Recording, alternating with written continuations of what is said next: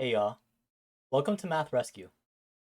Today we're talking about what's probably the most important skill in passing your high school algebra classes, factoring. Specifically, we're going to look at how to solve quadratic equations by factoring. Now, I'm not exaggerating when I say this. This skill is everywhere. You'll see it in your polynomials unit, again when you get to rational functions, and if you're heading into pre-calc, factoring is going to follow you there also. Let's jump in and make sure you're solid on your factoring. So we have two questions here that I'm going to model for you. With solving equations and with factoring, it's really important that our quadratic function is standard form. Remember that standard form is ax squared plus bx plus c, and it has to be zeroed out, so it has to be equal to 0. This equation here is not currently zeroed out, so my first step is going to be to take away 24 from both sides. I know if I do that, I'll create a 0 here on the right-hand side. Get x squared plus 5x minus 24 equals 0. And now this is ready to be factored. And then once I'm done factoring it, I can use some other strategies to finish solving it. So for our factoring step, I like to set this x up. Sometimes I call this the x games, the x puzzle. But basically what we want to do here is we want to add to our middle term, our 5x. And we want to multiply to our constant term. So in this case, the minus 24.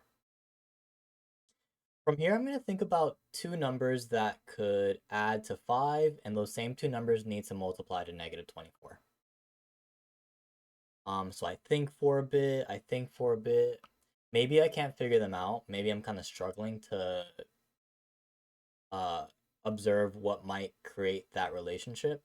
A little trick that I can do is I can actually write out the factors of 24. So 1 times 24, 2 times 12, 3 times 8, 4 times 6. And I'm going to just look at that list and I'm going to see, is there anything there that could possibly add or subtract to make a 5? And the 3 and the 8 definitely stand out to me.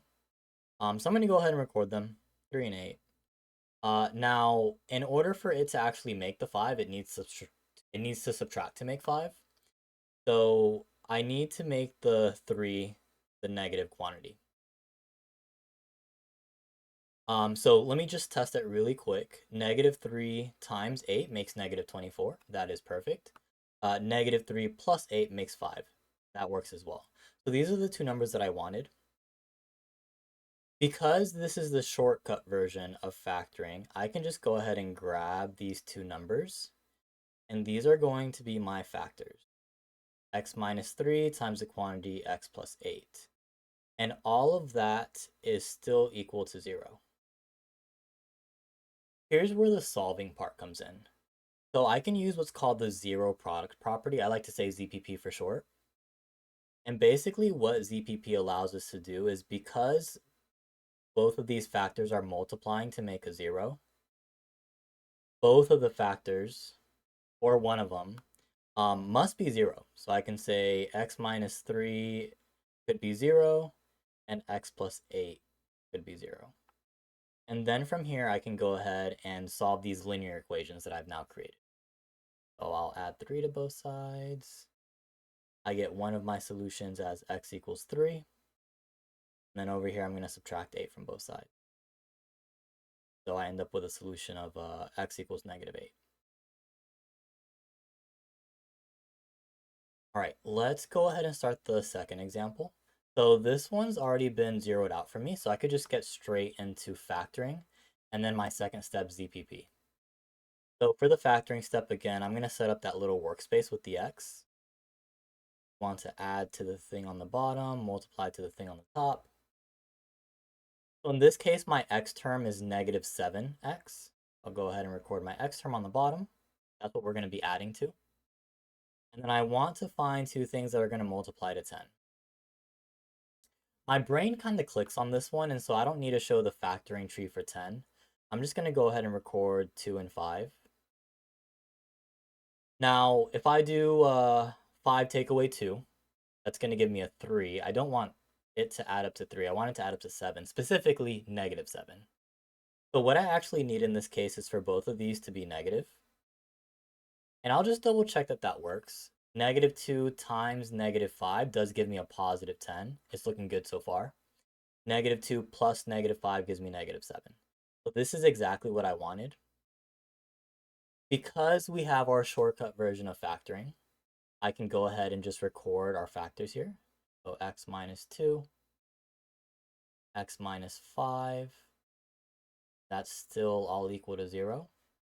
And then from here, I can start my zero product property step, or ZPP for short.